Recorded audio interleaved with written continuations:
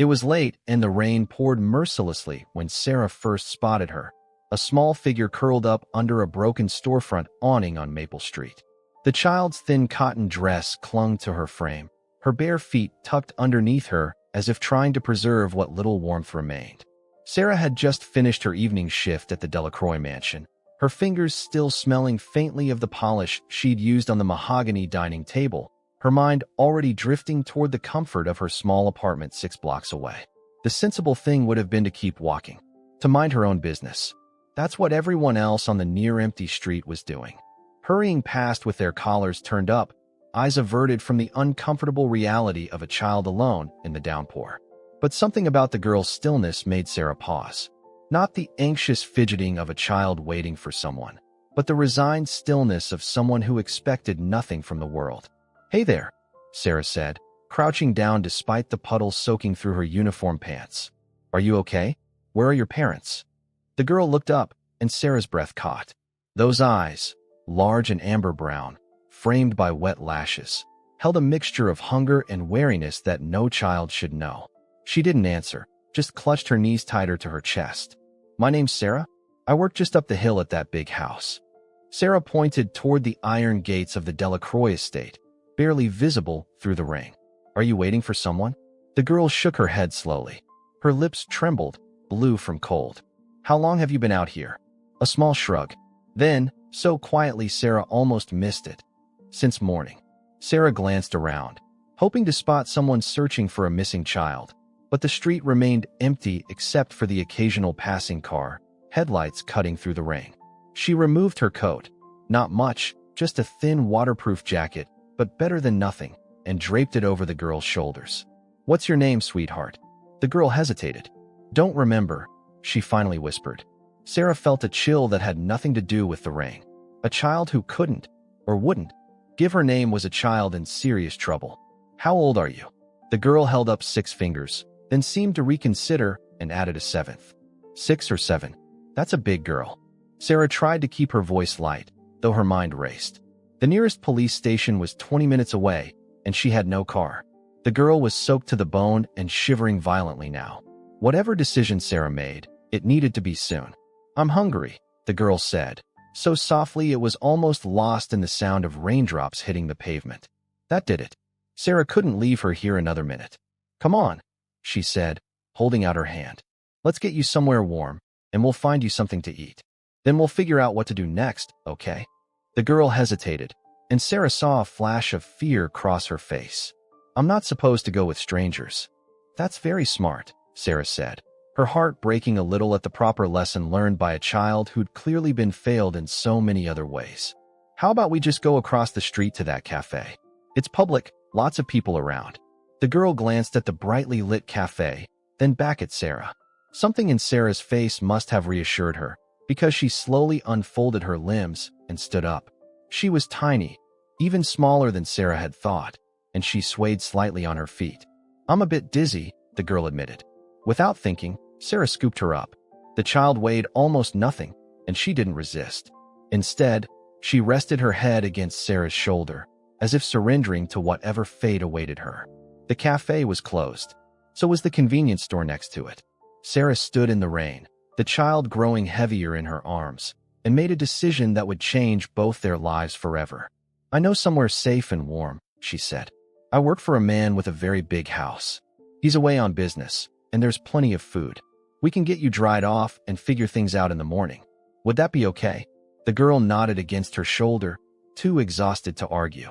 By the time Sarah reached the mansion's back gate, her arms ached and her uniform was soaked through.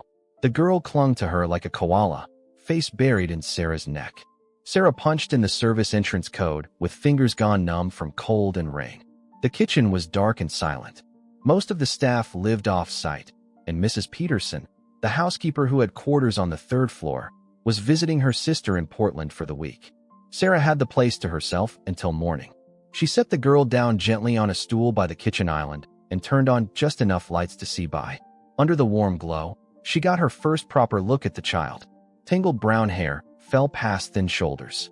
The dress, once pink, perhaps, was torn at the hem and several sizes too small. Faint bruises circled one wrist, and a healing cut ran across her right cheekbone. "Let's get you warmed up," Sarah said, keeping her voice steady despite the anger building inside her. Who had done this?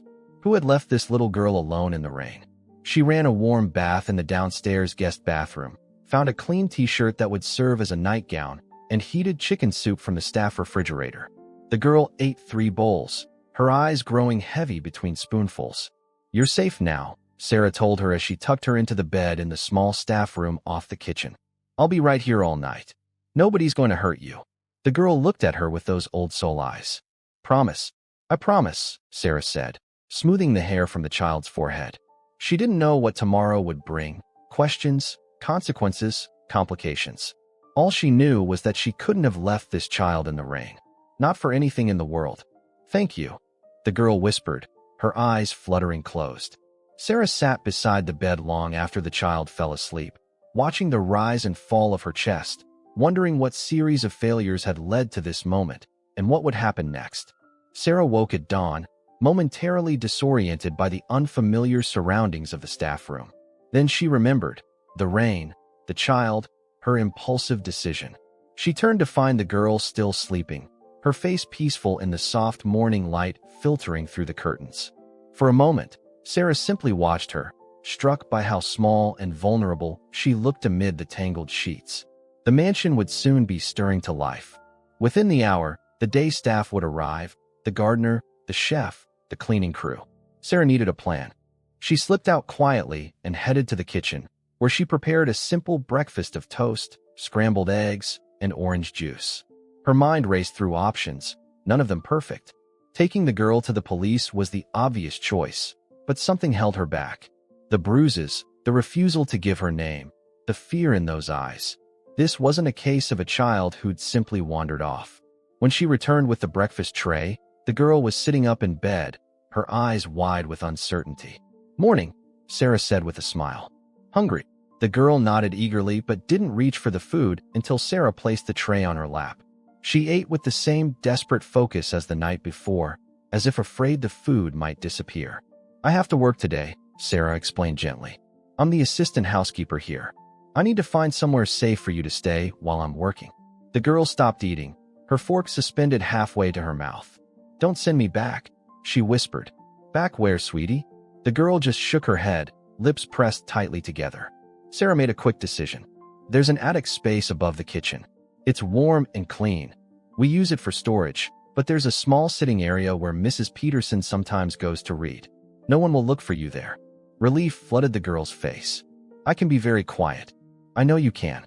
And I'll bring you lunch when the others take their break." Sarah hesitated. "Do you think you could tell me your name? Just so I know what to call you." The girl looked down at her plate. "They call me different things." Sarah felt a fresh wave of concern. "What would you like me to call you?" The child thought for a moment, then pointed to a vase of flowers on the bedside table, lilies left over from a dinner party earlier in the week. "Like those." "Lily." Sarah smiled. "That's a beautiful name." "Lily," the girl repeated, testing it out.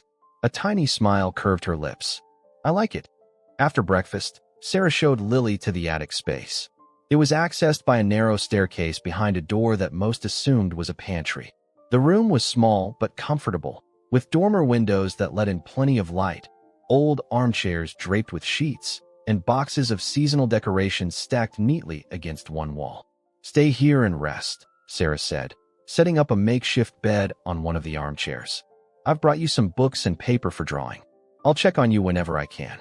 For 3 days, this became their routine. Sarah would complete her morning duties, then slip away to bring Lily food and fresh clothes scavenged from the donation boxes in the garage. In the evenings, after the other staff had gone, she would bring Lily downstairs for a proper bath and dinner in the staff room. On the 3rd day, Sarah brought up a small stuffed bear she'd found in one of the storage boxes, likely belonging to Mr. Delacroix's late wife, who had been preparing for a child before her sudden death 5 years ago. When Lily saw it, she let out a sound that Sarah hadn't heard before, a genuine laugh, bright and spontaneous. It filled the attic like sunshine, transforming the dusty space into something magical. "He looks like a Benjamin," Lily declared, hugging the bear tightly. "Benjamin the bear," Sarah agreed, her heart both lifting and breaking at how little it took to make this child happy. As the days passed, Lily began to open up in small ways. She didn't talk about her past, but she shared other things, that her favorite color was yellow, that she knew all the letters but couldn't read many words yet, that she'd never had a birthday cake. Each revelation was like a puzzle piece, forming a picture of neglect that made Sarah increasingly certain she couldn't turn Lily over to authorities without knowing she'd be safe. By the end of the week, Sarah had made subtle inquiries about missing children reports in the area, none matching Lily's description. She'd also begun to form a longer-term plan. Her sister in Portland might take them both in, at least temporarily. Sarah could find work there, perhaps even enroll Lily in school once she had the proper documentation. It was risky. What she was doing could be considered kidnapping, even if her intentions were good. But each time she suggested contacting the police, Lily would panic, her eyes wide with terror, her small body trembling. "Please," she'd beg. "They'll find me if you tell." Who they were, Lily wouldn't say. On the 8th day, disaster nearly struck. Mrs. Peterson, returning early from her trip, almost caught them as Sarah was bringing Lily back to the attic after a bath. They ducked into a linen closet just in time, Lily's wet hair soaking through Sarah's uniform as they pressed together in the dark, barely breathing until the housekeeper passed. "That was close," Sarah whispered once they were safely back in the attic. "We need to be more careful." Lily nodded solemnly. "I don't want you to get in trouble because of me." "Don't worry about that," Sarah assured her, though the incident had shaken her. She couldn't keep this up indefinitely. Sooner or later, someone would discover them. That night, as Lily slept curled around Benjamin the bear, Sarah made some calls. Her sister could take them in 2 weeks' time. Sarah would need to save every penny until then and figure out how to get Lily across state lines without identification. It wasn't ideal, but it was the best plan she had.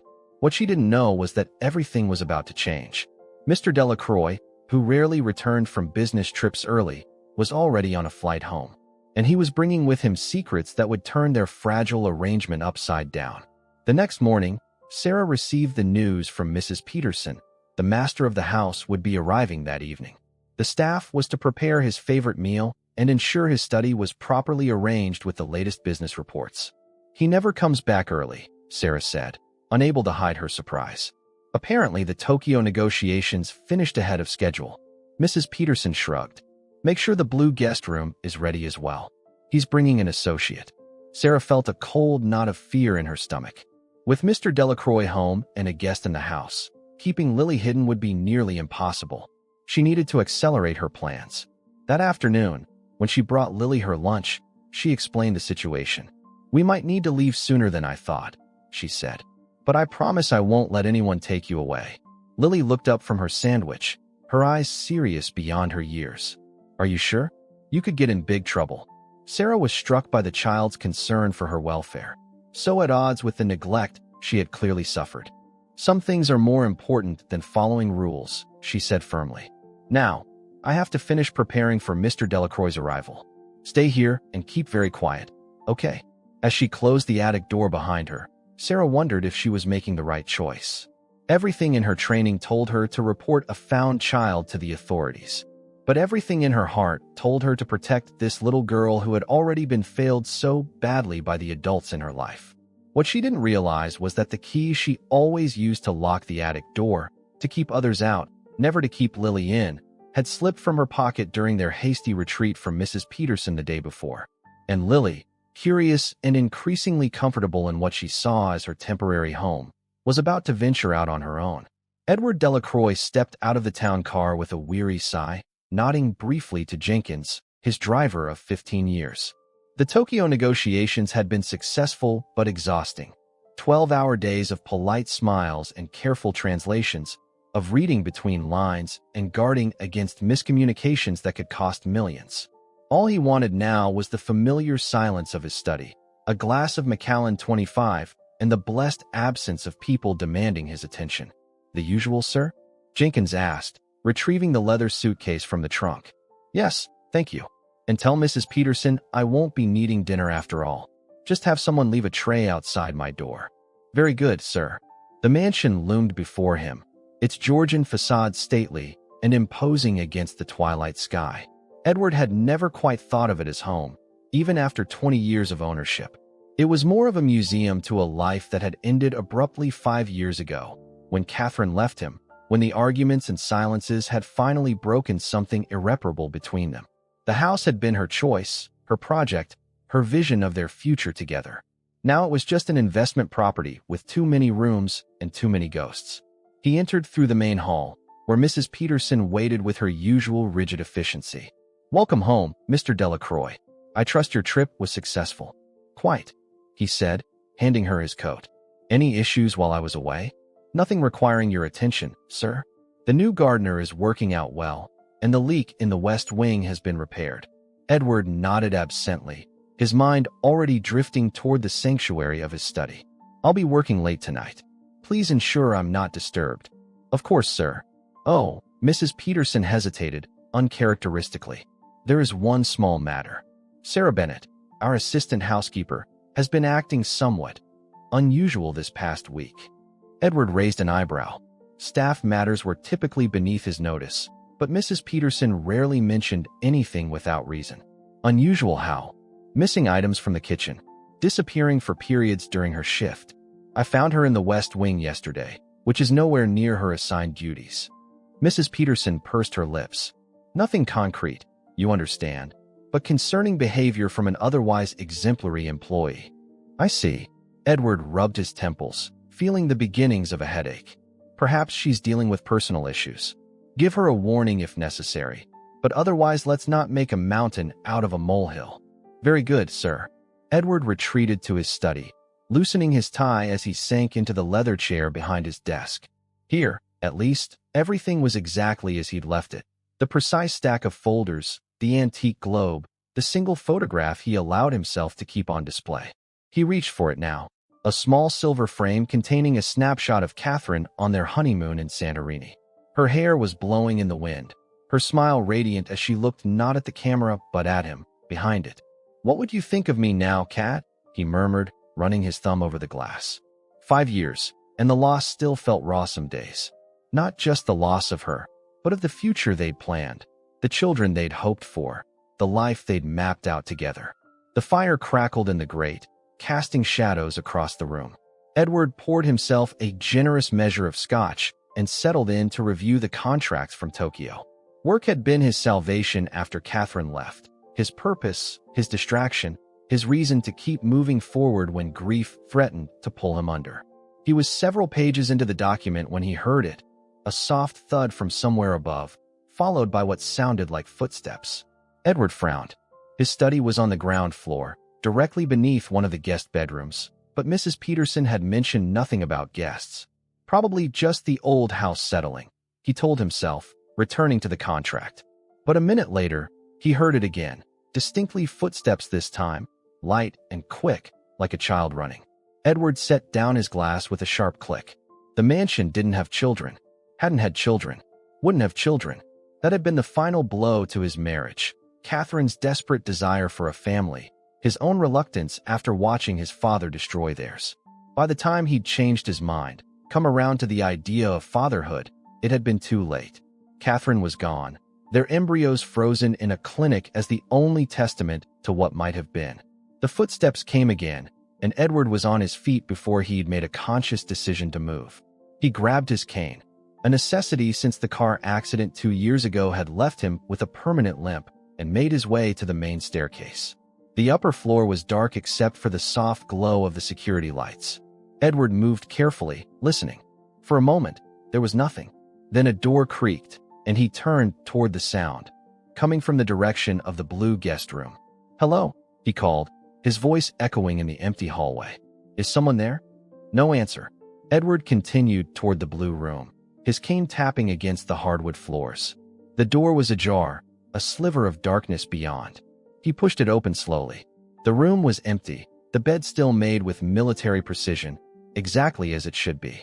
Edward was about to turn away when he noticed the French doors to the balcony standing open, curtains billowing gently in the night breeze. He stepped onto the balcony, the cool air a shock after the warmth of the house. And there, perched on the stone railing, legs dangling over the garden 30 feet below, was a small figure. "Good God!" Edward exclaimed, moving forward instinctively. "Get down from there at once." The child, for it was clearly a child, startled violently and nearly lost her balance. Edward's heart leapt to his throat as he lunged forward, catching her arm just as she tipped backward. "I've got you," he said, pulling her safely onto the balcony floor. "What on earth?" he broke off, staring at the little girl before him. She was small, with tangled brown hair and eyes that reflected the moonlight like amber. She wore what appeared to be an adult's t-shirt as a nightgown, and her feet were bare despite the cool evening. "Who are you?" Edward demanded. "How did you get in here?" The girl said nothing, her eyes wide with fear. "Are you lost? Where are your parents?" Edward tried again, moderating his tone. Children had always made him uncomfortable.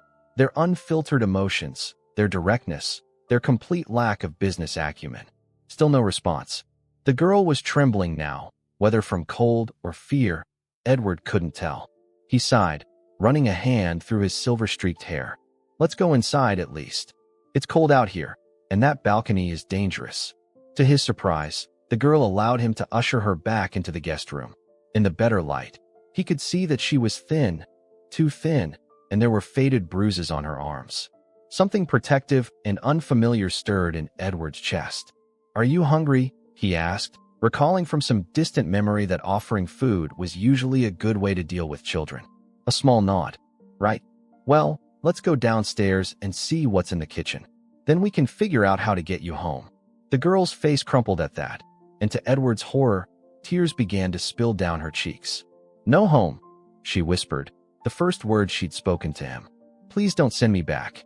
Edward stared at her, completely out of his depth. He had negotiated billion-dollar deals, navigated the shark-infested waters of international finance, and faced down boardrooms full of hostile investors.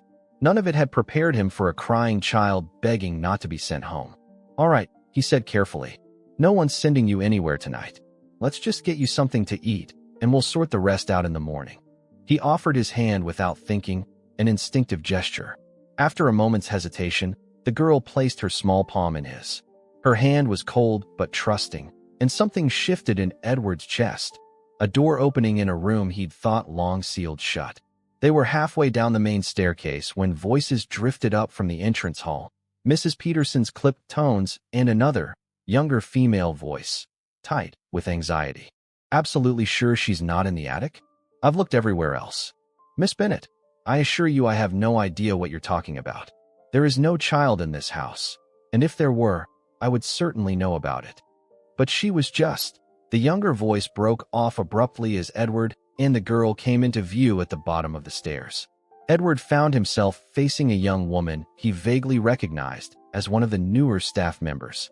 Her uniform was rumpled, her face flushed with what looked like panic, and her eyes, fixed now on the child beside him, were wide with shock. "Mr. Delacroix," she stammered. "I can explain, Lily." The girl dropped Edward's hand and ran to the young woman, who immediately crouched to embrace her. "Are you okay?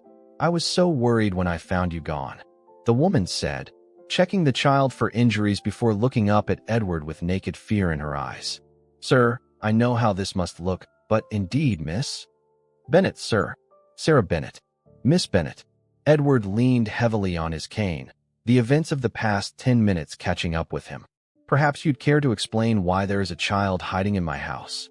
Mrs. Peterson looked scandalized. "Sir, I had no idea." Edward held up a hand to silence her. "I'd like to hear from Miss Bennet first." Sarah stood, keeping one protective arm around the girl, Lily, apparently. "I found her on the street during that big storm last week. She was alone, soaking wet, hungry. No one was looking for her." She lifted her chin, a gesture of defiance belied by the tremor in her voice. "I couldn't just leave her there. So you brought her here? To my home? Without informing anyone? I was going to take her to the police, but..." Sarah looked down at Lily, who was clutching her uniform skirt with white-knuckled hands. She was terrified. She had bruises. She begged me not to send her back to wherever she came from. Edward felt a headache blooming behind his eyes. "Mrs. Peterson, please prepare some food for," he gestured at the child, "Lily, and bring it to my study. Miss Bennet, you and I need to have a conversation."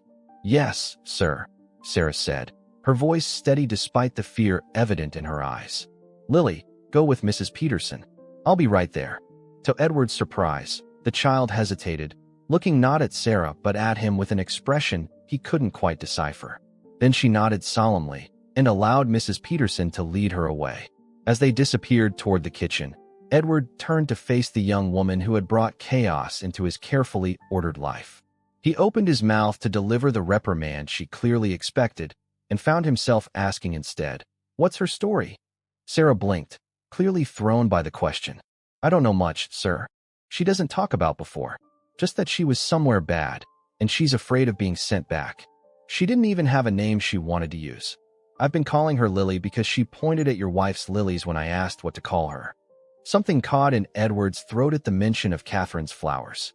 She had always kept lilies in the house. Their scent reminded her of her childhood home in Maine. She was looking at the portrait, Sarah continued quietly. "In the blue room. The one of your wife holding a baby." Edward stared at her. "That's not possible. There is no such portrait. It's on the far wall, sir. A woman with dark hair and a white dress, holding a baby in a blue blanket. Lily was asking questions about it earlier today." Edward felt the floor tilt beneath him. The portrait Sarah described wasn't on display anywhere in the house. It was locked in his private vault, a painting commissioned during Catherine's pregnancy, a hopeful vision of the future that had never come to pass. "Take me to this portrait," he said hoarsely. Sarah led him up the stairs, her steps quickening as she sensed his urgency. When they reached the blue room, she pointed to the far wall, where a blank space hung between two landscapes. "It was right there, sir. I swear it. A woman who looks like the one in the photo in your study, but with a baby." Edward gripped his cane so tightly his knuckles whitened. "When exactly did you see this portrait, Miss Bennet?" "This afternoon, when I was bringing Lily back to the attic. She asked who the lady with the baby was, and I told her I didn't know." Edward closed his eyes briefly, memories washing over him like a tide. Catherine in the hospital after losing their first baby. Catherine insisting on having the portrait painted anyway, saying it would bring them luck for the next try. Catherine's face when the doctor told them their chances of conceiving naturally were virtually non-existent. "Sir, are you all right?" Edward opened his eyes, focusing on the concerned face before him. "Miss Bennet, how old would you say Lily is?" Sarah hesitated. She held up 7 fingers when I asked, but she seemed small for that age. "Maybe 6. 6 years since Catherine had left him after their final, devastating argument about children. 6 years since he'd received the call that she'd been in a car accident, her vehicle found burned beyond recognition at the bottom of a ravine. 6 years. Just the right amount of time. "We need to go downstairs," Edward said, his voice unsteady. "There's something I need to see." As they made their way back to the main floor, Edward's mind raced with possibilities, each more unlikely than the last, yet impossible to dismiss. When they reached the entrance to his study, he paused, turning to Sarah. "Wait here," he instructed. "I'll call you when I need you."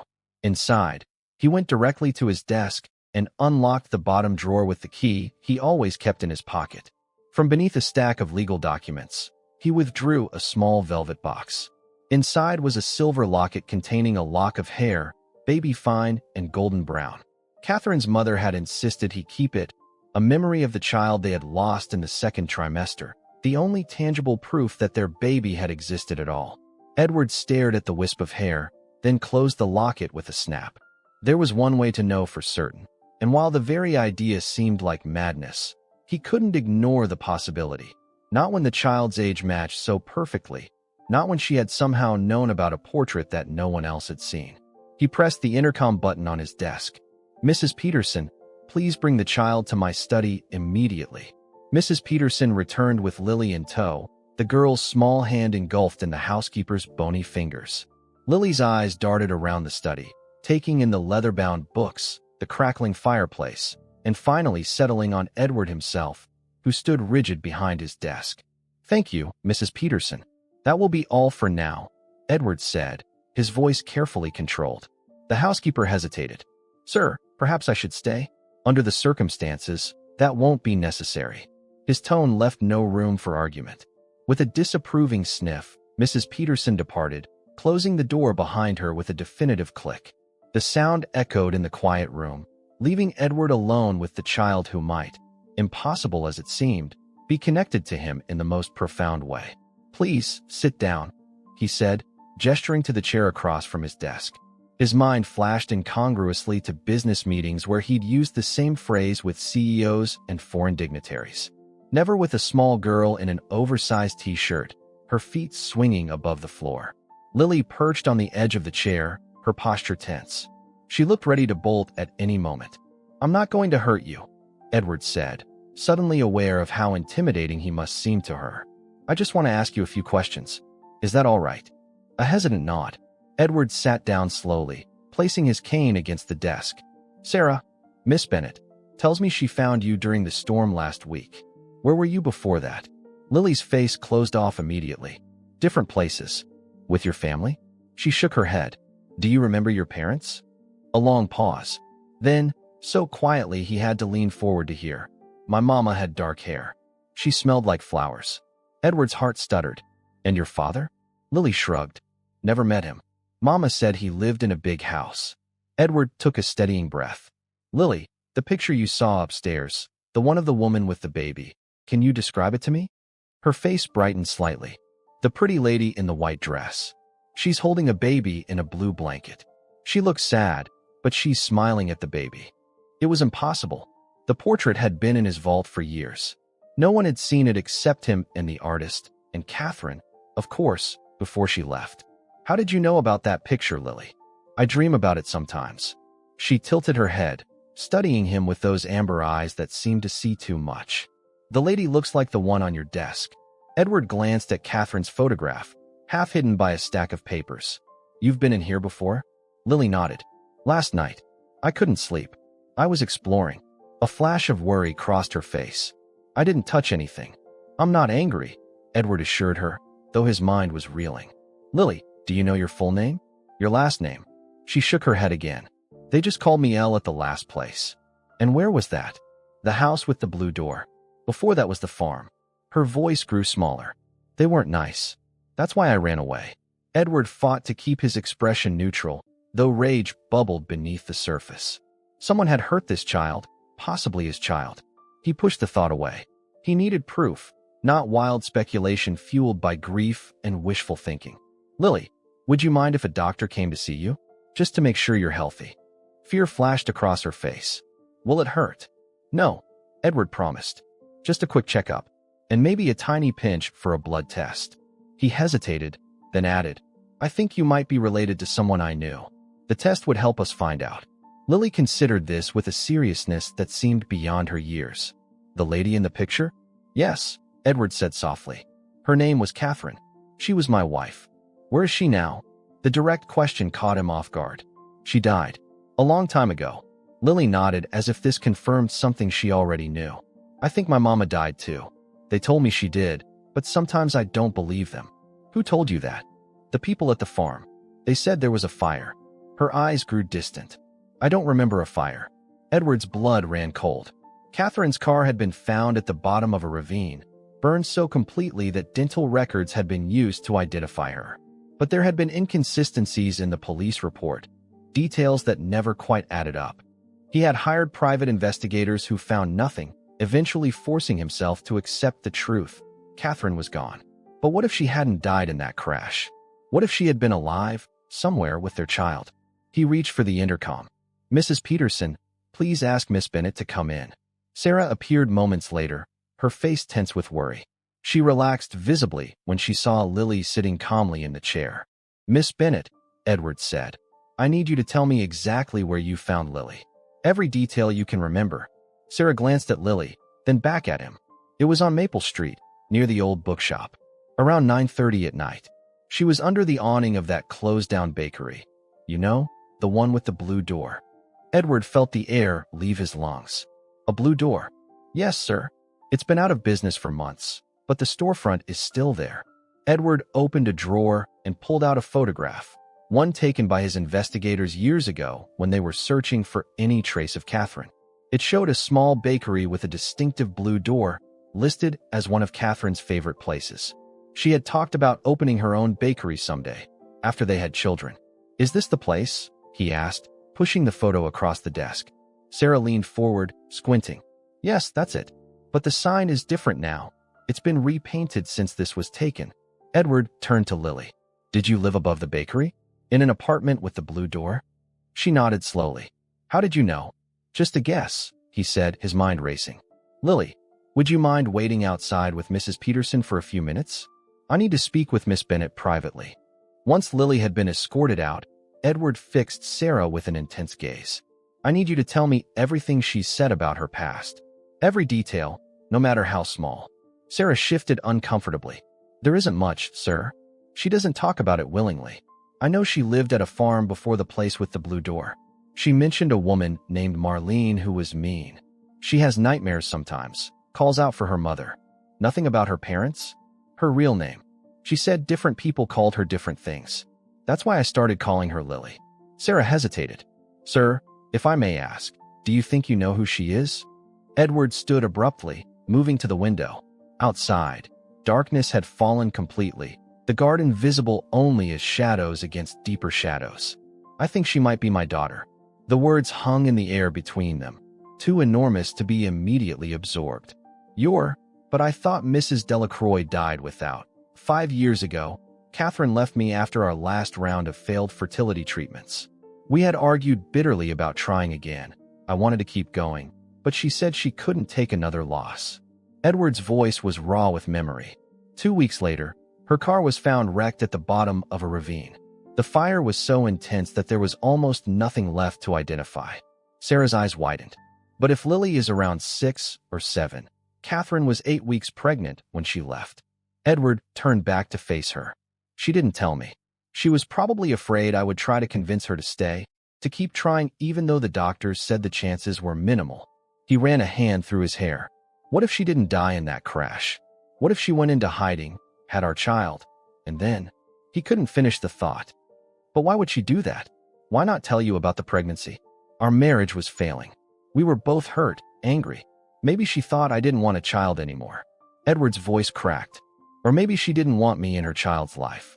The thought was like a physical pain, but he forced himself to consider it. His relationship with his own father had been coldly formal at best, abusive at worst. He had sworn he would be different if he ever had children, but perhaps Catherine hadn't believed him. Perhaps she had seen something in him that reminded her too much of the man who had made his childhood a misery. I need to know for certain, Edward said, squaring his shoulders. I'm going to arrange for a DNA test. In the meantime, I want Lily to stay here, in the house. Can I trust you to look after her, Miss Bennet? Of course, sir. Sarah hesitated. But what if she isn't yours? What then? It was a question Edward had been avoiding. If Lily wasn't his daughter, if this was all some bizarre coincidence, what would he do with a child who had nowhere else to go? We'll cross that bridge if we come to it, he said finally. For now, let's focus on getting answers. As Sarah turned to leave, Edward called after her. Miss Bennet, thank you for finding her, for bringing her here, even if she isn't. He couldn't finish the sentence. Sarah nodded, understanding in her eyes. Sometimes things happen for a reason, sir. Left alone, Edward opened his safe and removed the portrait that had haunted his dreams for years. Catherine, radiant and white, holding the child they had hoped would complete their family. He traced the brushstrokes with trembling fingers, remembering how she had laughed when he complained about sitting for the artist. It's for luck, she had insisted. A glimpse of our future. Perhaps, against all odds, she had been right. The DNA test results arrived on a Tuesday morning, delivered by Dr. Eleanor Mills, who had been the Delacroix family physician for over 20 years. Edward had trusted no one else with this delicate matter, swearing her to absolute secrecy. Well, Edward asked, unable to mask the tension in his voice as she entered his study. He hadn't slept properly in days, his mind consumed with possibilities both wondrous and devastating. Dr. Mills placed a sealed envelope on his desk. The results are conclusive, Edward. There's no doubt whatsoever. Edward stared at the envelope, suddenly afraid to open it. After a week of waiting, of watching Lily settle into the mansion with a combination of wonder and wariness, of catching glimpses of Catherine in her smile and his own stubbornness in her furrowed brow, he had almost convinced himself that biology didn't matter. Whether she was his by blood or not, he already felt responsible for her. Would you like me to tell you? Dr. Mills asked gently. Edward shook his head. No, I need to see it myself. He picked up the envelope and carefully broke the seal. The medical jargon swam before his eyes, but one line stood out in stark relief. Probability of paternity, 99.9998%. She's mine. He whispered, the words barely audible. She's really mine. Dr. Mills nodded, a rare smile softening her professional demeanor. Genetically, there's no question. Lily is your biological daughter, Edward. The confirmation sent a wave of emotions crashing through him. Joy, grief, anger, wonder. Lily was his child, the daughter he and Catherine had wanted so desperately. She had been alive all this time, while he mourned what he thought was a childless future. And Catherine, what had happened to her? Had she died later, leaving Lily to whatever cruel fate had placed her with people who mistreated her? Or was she still out there somewhere? Does she have any health issues I should know about? Edward asked, forcing himself to focus on practical matters. She's underweight and shows signs of past neglect, but nothing that proper care won't remedy, Dr. Mills replied. I'd recommend a child psychologist to help her process whatever trauma she's experienced, but physically, she's remarkably resilient. After the doctor left, Edward remained at his desk, staring at the test results. A father. He was a father. The word felt foreign, terrifying, exhilarating. He had no idea how to be a parent. His own father had been a cruel taskmaster who saw children as investments rather than people to be cherished. But he would learn. He had to learn, for Lily's sake. The legal process of establishing his guardianship would be complicated, especially with no death certificate for Catherine and no birth certificate for Lily that listed him as the father. But Edward had resources, connections. He would move heaven and earth to make this right. A soft knock at the door interrupted his thoughts. Come in, he called, quickly tucking the test results into a drawer. Sarah entered, with Lily half hidden behind her skirt. I'm sorry to disturb you, sir, but Lily wanted to show you something she made. Edward came around the desk, his movements careful, deliberate. He still wasn't sure how to act around his daughter, and found himself treating her with the same cautious respect he would show a business associate. I'd love to see it. Encouraged by Sarah's gentle nudge, Lily stepped forward and held out a piece of paper. On it was a crayon drawing of 3 figures standing in front of what appeared to be the mansion. The tallest figure carried a cane. The middle one had long brown hair. The smallest, holding hands with both adults, wore a yellow dress. That's you, Lily explained, pointing to the tall figure. And that's Miss Sarah. And that's me. Edward stared at the drawing, a lump forming in his throat. Such a simple thing, a child's drawing, and yet it laid bare everything that mattered. It's wonderful, he said, his voice rougher than he intended. Thank you, Lily. She beamed at him, and in that smile, he saw Catherine so clearly it took his breath away. Miss Sarah said you wanted to talk to me about something important, Lily said, suddenly serious. Am I in trouble? No, not at all. Edward glanced at Sarah, who nodded encouragingly. Actually, I have some news. He crouched down, despite the protest from his bad leg, to meet Lily at eye level. Do you remember asking about the lady in the portrait? My wife, Catherine. Lily nodded. Well, I believe she was your mother. Lily's eyes widened. Really? The pretty lady with the flowers? Yes, and that would make me. Edward hesitated, suddenly uncertain. My dad, Lily supplied, tilting her head quizzically. Yes, the tests we did confirm it. I'm your father, Lily. She considered this with the same solemn thoughtfulness she seemed to apply to everything. I think I knew that already. Edward blinked in surprise. You did? You have the same wrinkle right here when you're thinking hard. She touched the space between her eyebrows, then reached out to touch the same spot on his forehead. The simple gesture, the first time she had initiated contact with him, nearly undid him. He had to clear his throat before he could speak again. Would it be all right with you if you stayed here? With me? This would be your home. Lily looked around the study, then back at him. Forever. Forever, Edward confirmed. I would be your guardian, your father, legally and in every other way. What about Miss Sarah? Lily asked, glancing back at the young woman who stood watching them with suspiciously bright eyes. Edward hadn't considered this aspect. Sarah Bennett had found Lily, protected her, cared for her when no one else did. The bond between them was obvious. Miss Bennett will always be welcome here, he said carefully, if she wishes to stay. Of course I'll stay, Sarah said quickly, if that's what Lily wants. Lily nodded vigorously. I want both of you. And just like that, the decision was made. With a child's simple clarity, Lily had defined their future, Not as the conventional family unit Edward might have envisioned with Catherine, but something new and different and entirely their own. The next few weeks passed in a blur of activity. Edward hired the best family law attorney in Boston to handle the legal complexities of establishing paternity and guardianship. Private investigators reopened the case of Catherine's disappearance with fresh eyes and new information. The mansion itself seemed to transform, room by room, as evidence of Lily's presence spread throughout. A stuffed animal on the window seat, children's books on the shelves, brightly colored rain boots by the door. Sarah moved from the staff quarters to a suite near Lily's newly decorated bedroom, her role evolving from housekeeper to something between nanny, confidant, and co-parent.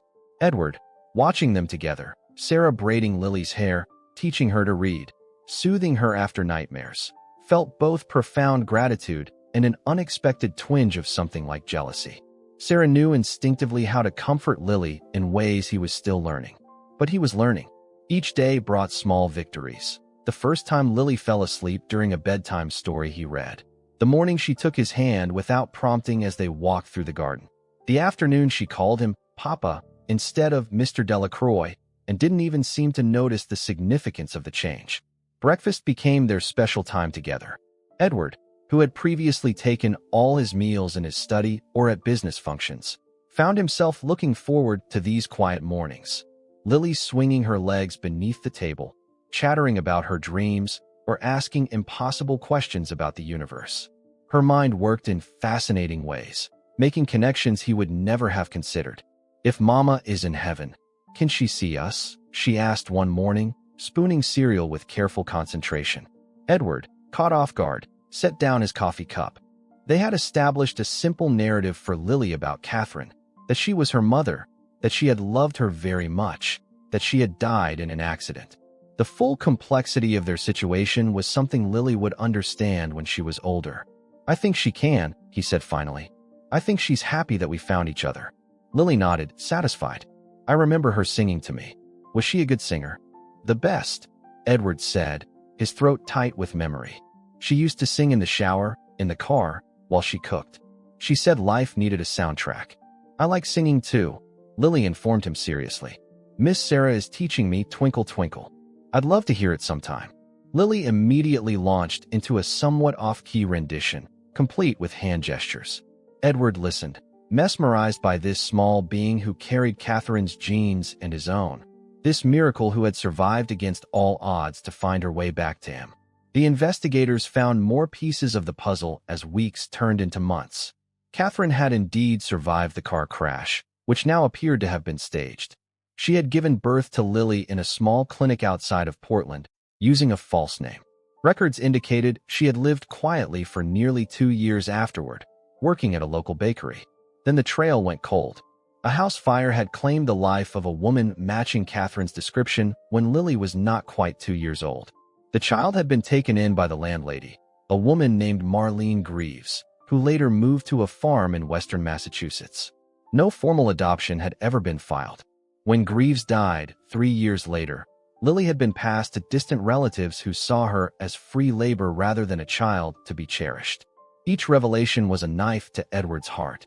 If only he had searched harder, looked beyond the obvious, questioned the too neat conclusion of the police report. Catherine might still be alive. Lily would have grown up loved and protected instead of neglected and afraid. You can't blame yourself, Sarah told him one evening, finding him brooding in his study after Lily was asleep. You had no way of knowing.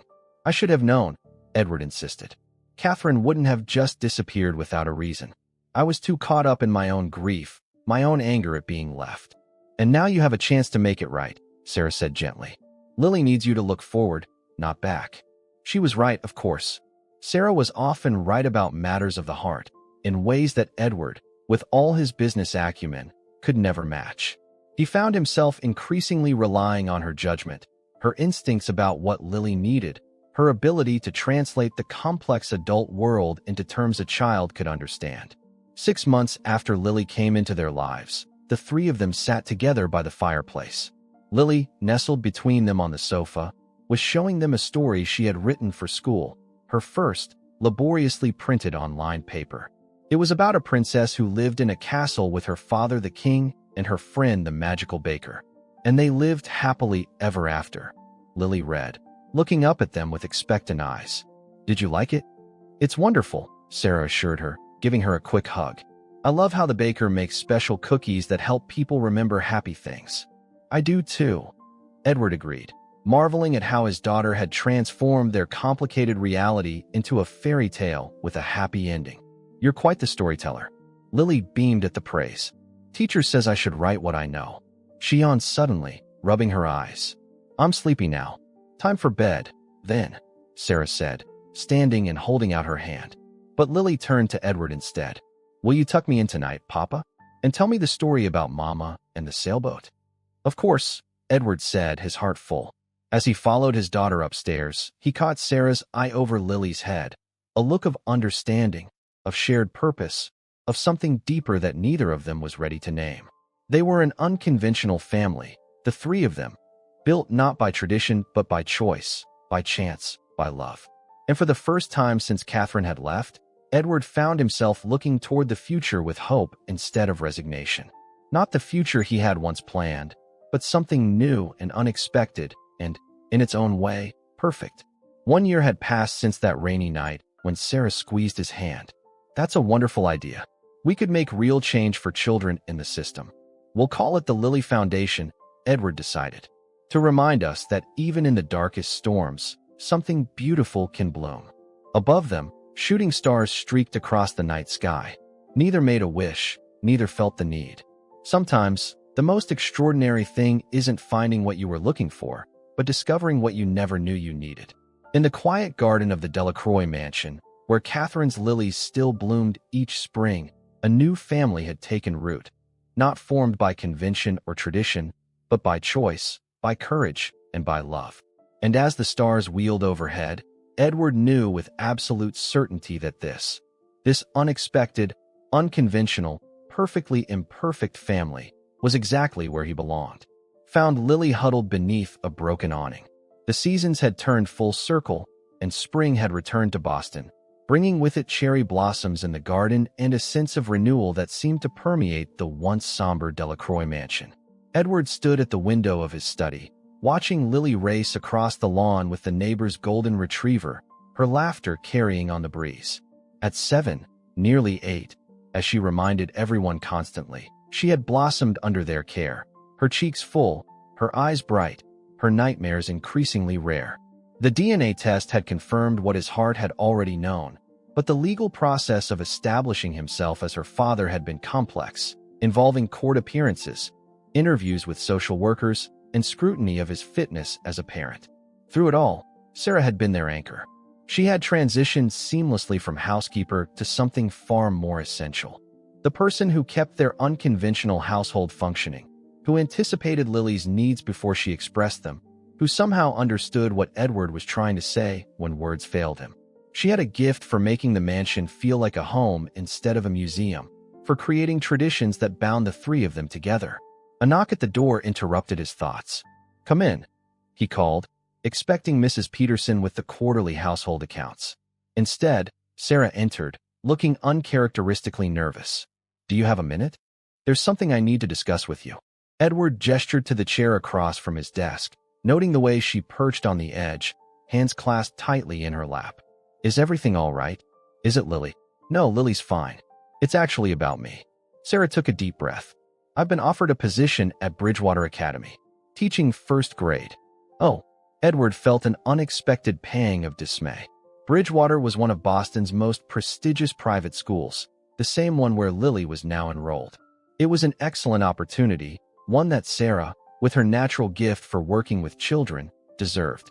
And yet, the thought of her leaving the mansion, no longer being part of their daily lives, created a hollow feeling in his chest.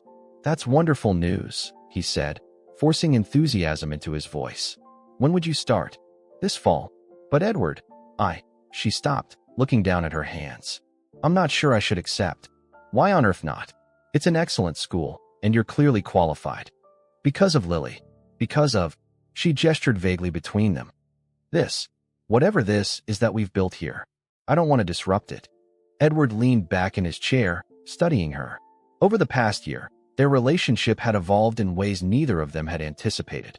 They were co-parents to Lily, certainly, but also friends, confidants, partners in the shared project of creating a stable home.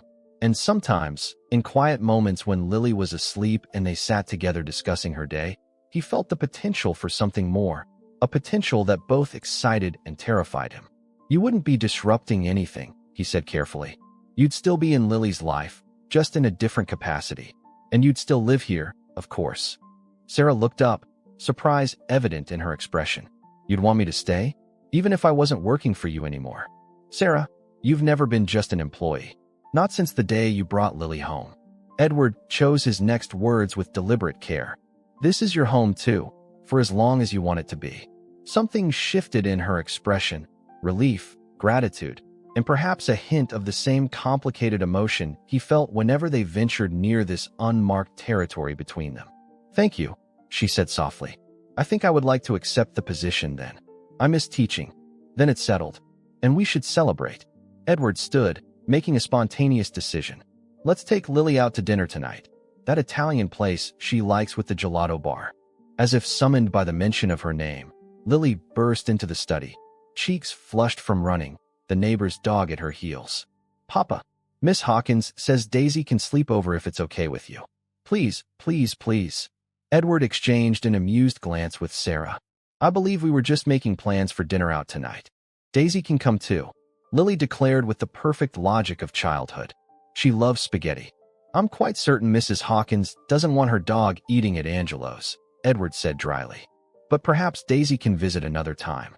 Lily's face fell momentarily, then brightened. "Can we get ice cream after dinner? Because Sarah has exciting news."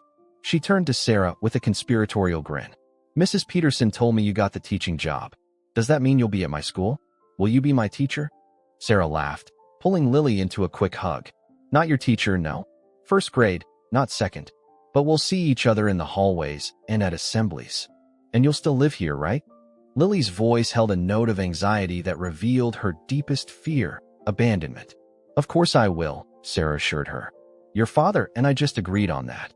Lily looked between them, her expression suddenly shrewd in a way that reminded Edward forcefully of Catherine. "Good. Because we're a family now, even if it's not like other families." The simple statement hung in the air, powerful in its certainty. Edward felt something shift inside him, a final piece clicking into place. "Yes," he said, reaching out to ruffle Lily's hair. "We are a family." Later that evening, after a celebratory dinner where Lily charmed the waitstaff and Edward discovered he could still make Sarah laugh with his terrible Italian accent, they walked through the public garden. Lily ran ahead to watch the swan boats, safely within view, but giving them a rare moment alone. "I've been thinking," Edward said, his voice casual despite the weight of what he was about to propose. "About what Lily said. About us being a family." Sarah glanced at him, her expression guarded. She sees the world in very clear terms. Children often do. They cut through the complications adults create.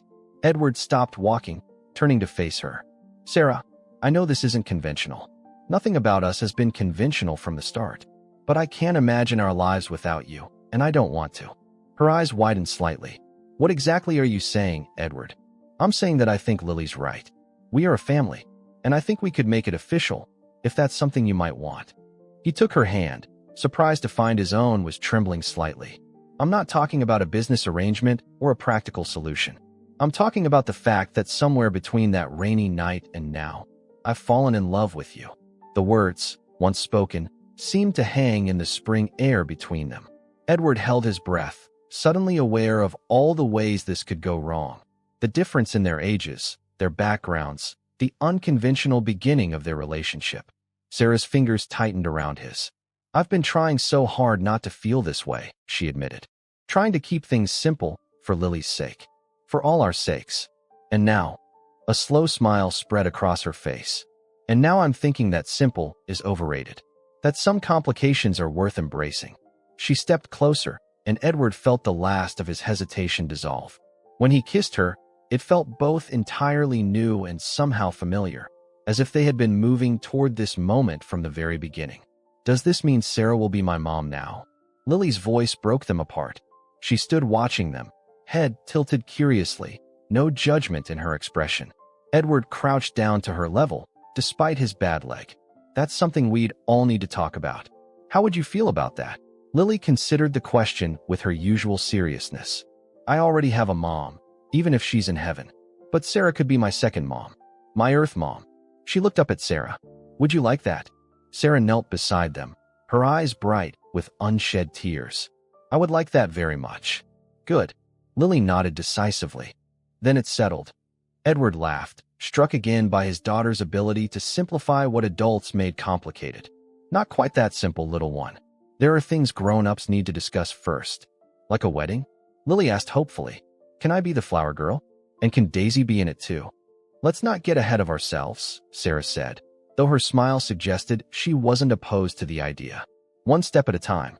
Later that night, after Lily was asleep, they sat together on the terrace, watching the stars emerge above the Boston skyline. The future stretched before them. Not the future any of them had planned, but one that had found them nonetheless. I still think about that night sometimes, Sarah said softly. What if I had walked past her? What if I had taken her to the police instead of bringing her here? So many moments where things could have gone differently.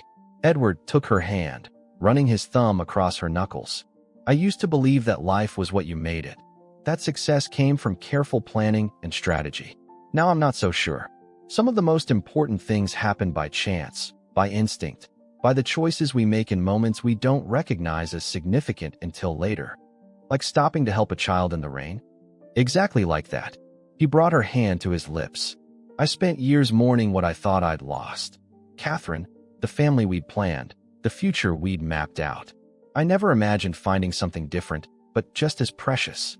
In the moonlight, Sarah's face was serene, certain. Catherine brought us together, in a way. She made choices that set all of this in motion. I think she'd approve, Edward said, surprising himself with how deeply he believed it. Of you. Of how you love Lily. Of who I've become because of both of you. From Lily's bedroom window came the soft glow of her nightlight, a whimsical moon and stars pattern that kept the darkness at bay. Edward thought of all the nights she'd spent afraid and alone before Sarah found her, of all the nights ahead where she would sleep peacefully, knowing she was safe and loved. We should set up a foundation, he said suddenly, for children like Lily who fall through the cracks, who don't have someone like you to find them. Sarah,